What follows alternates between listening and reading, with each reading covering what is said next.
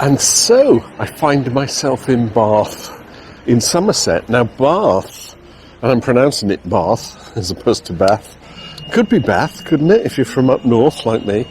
Now, Jane had two periods of significance here. One was that she visited, and one was that she lived.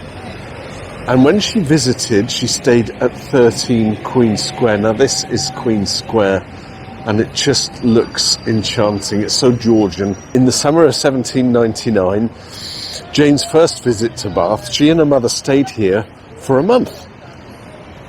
Jane was 23 years old then, and she stayed with her mother at number 13 Queen Square, which is just on the corner down there, so we'll go and have a look at that in a minute. But the city was new to her. It was bustling, genteel, full of carriages and gossip, and everything important in the art of being seen.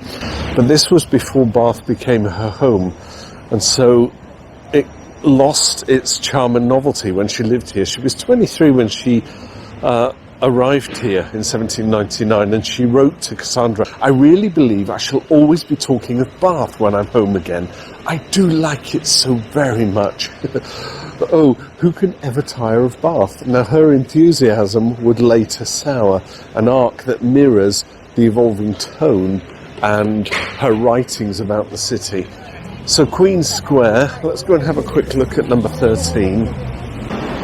So Queen Square, just at the corner of the park here, where Jane would have obviously been walking and, you know, taking a turn. It's currently being renovated, number 13, but there it stands. Not a home, but where she stayed when she visited with her mother. So what we need to do now is find the houses that she lived in while she was resident of Bath. So let's go and find a few places.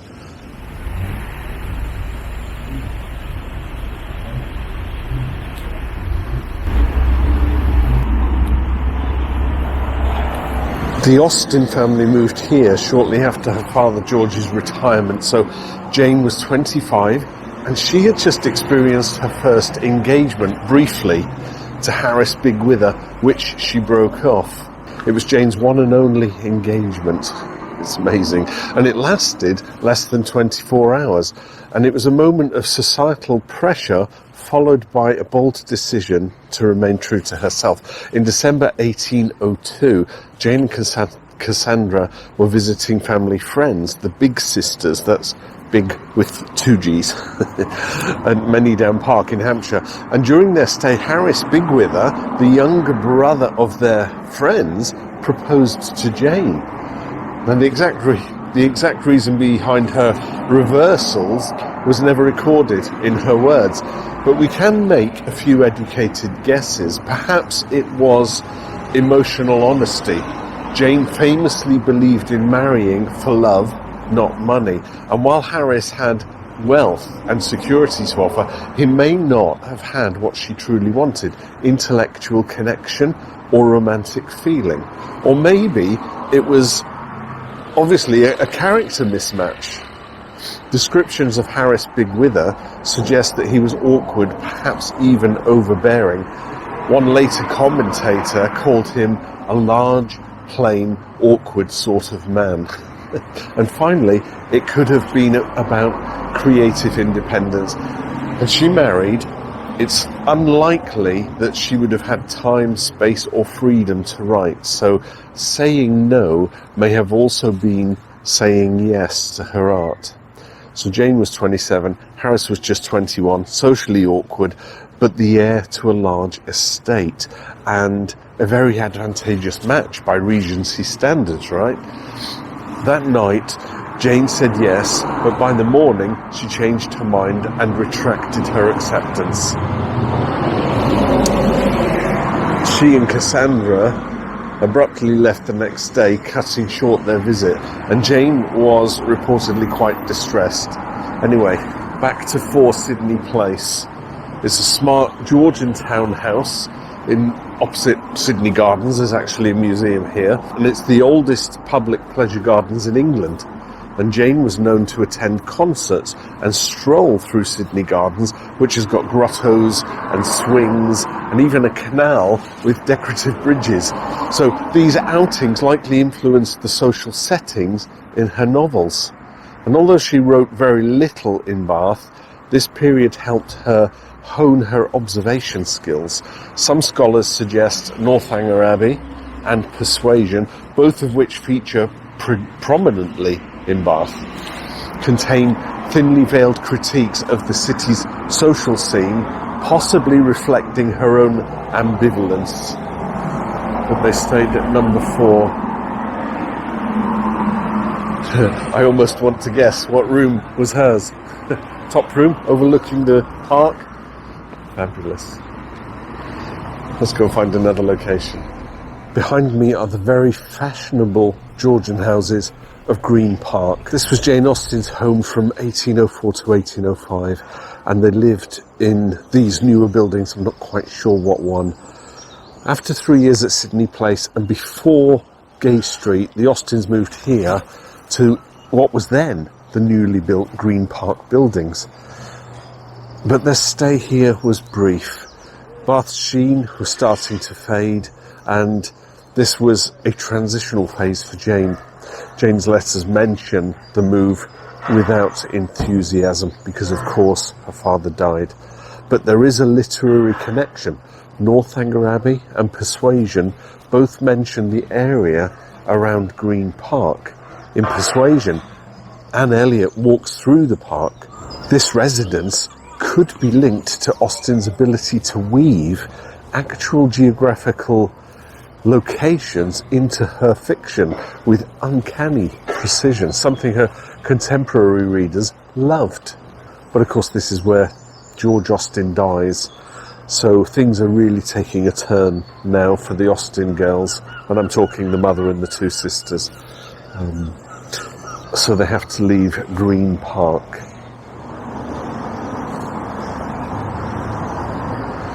So in 1805, the Reverend George Austen dies, and this leaves the Austen women in a precarious situation, financial dire straits. Remembering that all the brothers have all gone off and done all their, profitable things, whether they've become members of the clergy or joined the Navy or, in Henry's case, become a banker. Jane and Cassandra lived with their mother and father, retiring here to Bath. Now, I'm not sure what the significance of St. Swithin's Church is, other than perhaps it was in the local parish. But the Reverend George Austen is actually buried here. Noisy truck. You can hardly see it. It says, under this stone, something or other remains of the Reverend George Austen, and I can't read the rest. Maybe it says it on here.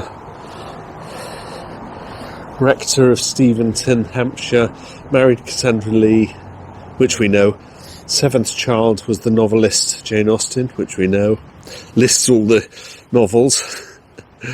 His tombstone was removed to the present site in 1968. In 2000 it was remounted on this plaque erected. He's buried in the crypt of the built church of St. Swithin's. He was. The tombstone was removed and here. So he's actually inside in a crypt. So with the Reverend George Austen passing away, it left the ladies in financial dire straits. They actually had to move house 3 or 4 times. And every time that they moved, they dipped more and more into their finances. Obviously, they were seeking assistance from friends and family. So, the locations that I'm going to show you will reflect the status as each time they moved. The house gets less and less grand. And I'm saying that because I'm thinking I'm filming this before I film all the other houses. Now, Jane's time in Bath was not a productive time for her. So in fact she did no writing, and I think it reflected her disappointment with Bath, but equally the fact that her father died. Had he not passed away, perhaps they would have settled and things would have been fine. But because he died, the finances got worse and worse and worse. It got to the point that, you know, when they were leaving number 7 Trim Street, which was perhaps their worst lodgings, and Edward had secured them Chawton Cottage, which I think something about the ladies of his family not wanting Edward to give them Chawton House. It has a ring, doesn't it, of one of Jane Austen's novels? Am I thinking?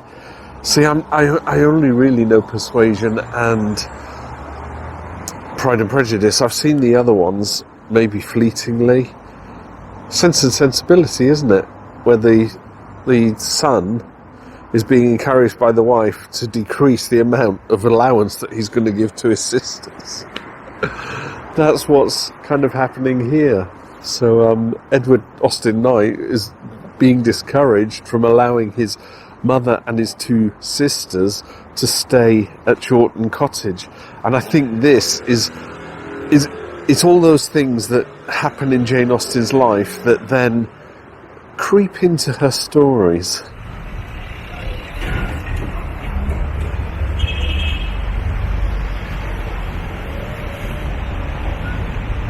So as we saw back at St Swithin's Church, in 1805 everything changed. With the sudden passing of Jane's father, the women found themselves financially shaken. And so they moved here to 25 Gay Street, which was a rented property. This home reflects their increasingly precarious social status. Jane was in her early 30s, unpublished and uncertain about her future. But despite the setbacks, Austen never abandoned writing. Though not prolific in Bath, the life experiences here fed her work later. Now here's a fun fact. It's just a few doors down from the current Jane Austen Centre.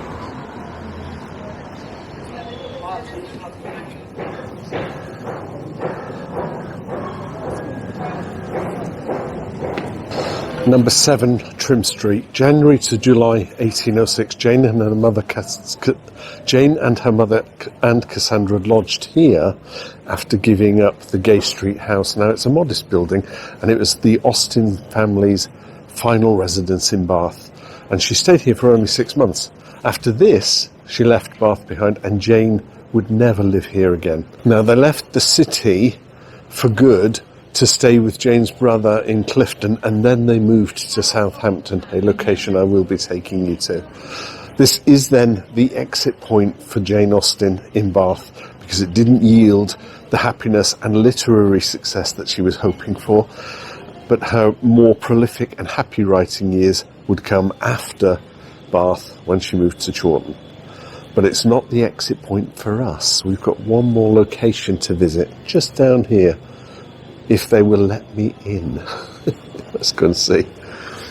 Now then, I'm going to go into the visitor centre, the Jane Austen Centre. I'm going to film with my GoPro, very discreet, rather than walking around with the tripod and the mounting and everything. All I need to do is just, because there's a microphone on this, I can just talk with that and hold it. The audio won't be quite as good as it's been on here, but I can tweak that in post-production. So just drop this stuff off to my car, which is conveniently parked there, and then we'll go into the visitor centre. It's a goer. They said yes, so I've got my ticket, 12 o'clock showing. I'm not allowed to film the general public, which is fine because I don't want to do that anyway. They're not that interesting. But we can walk around the exhibition. I'm not allowed to film the intro to the exhibition where the characters are all in costume and stuff, but after that I'm free to walk around at my leisure, so let's do it. Me too. I bet. Yeah. You need some sleep. We will do the gift shop coming out, and I'll give you a demonstration of what's what. But we go up the stairs. Room.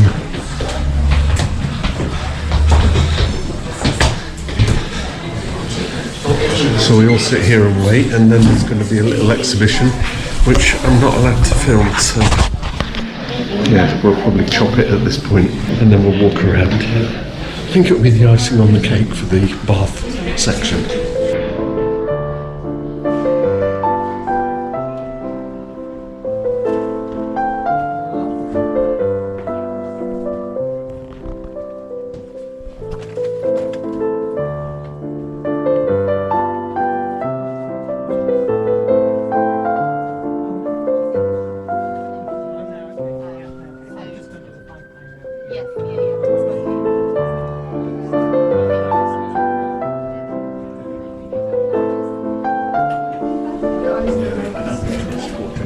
So you can now take photographs in this room, portraits, timeline of Jane, and the £5 and £10 notes are over here.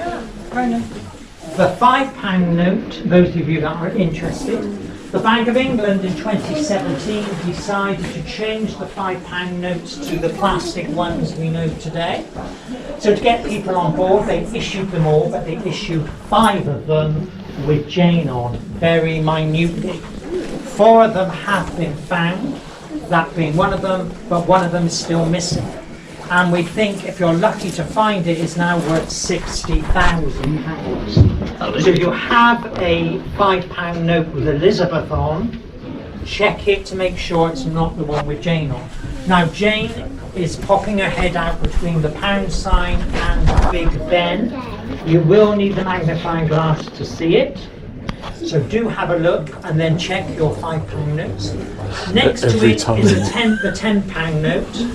Now the £10 note we think is worth £10,000 because of the number it is on and the building it's in. Also, the Bank of England at the time was run by Mark Carney, and the letter we've got there was signed by him, and of course he is now the Prime Minister of Canada. So we think it's now probably worth just over £10,000. It is very difficult to see, but she's popping her head out between the pound sign and Big Ben. I need to actually get my glasses out so I can see, even with the magnifying glass. Amazing. Right, I'm going to have a look. It's that kind of 3D hologram stuff, isn't it? That's right, yeah, it is. And they've got a writing round it. It's a quotation from Persuasion. Oh. You kiss my soul, I'm half agony, half hope. But that is really, really small. So there's still one of those out there in circulation, unless somebody's kind of nicked it up or something. Either somebody's gone back home from abroad, taken it with them, because we all do it. I mean, I've still got in my wallet New Zealand dollars when I went over there in 1992. Okay. Why do I keep them in the back there? Just in case you go back. Well, I said I'd come back, but I haven't gone back. And you need some loose change, right?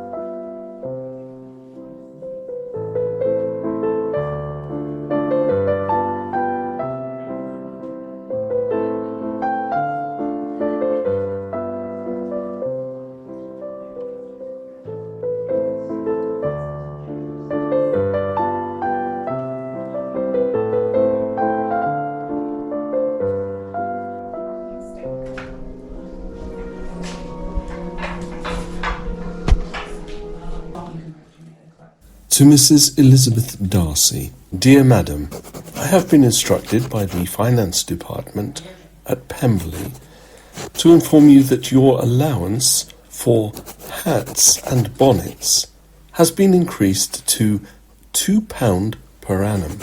As you can see from this letter, the scratching still persists.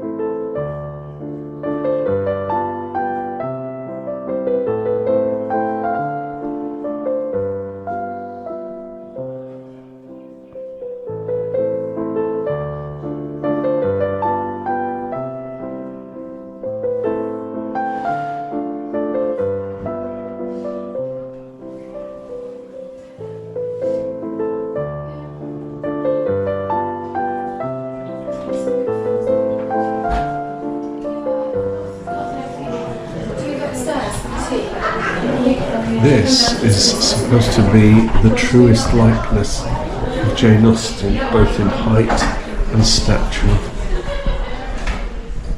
You can leave it to your imagination and decision as to whether this is a true likeness. But based on the forensic and witness, police forensic artist and pastel society member Melissa Drew was commissioned to produce a new portrait. And so from that, they produced this. Probably the truest likeness of Jane Austen. And that is it. That's all the footage. So we'll just have a quick look at the visitor centre, the gift shop, see what they're offering here.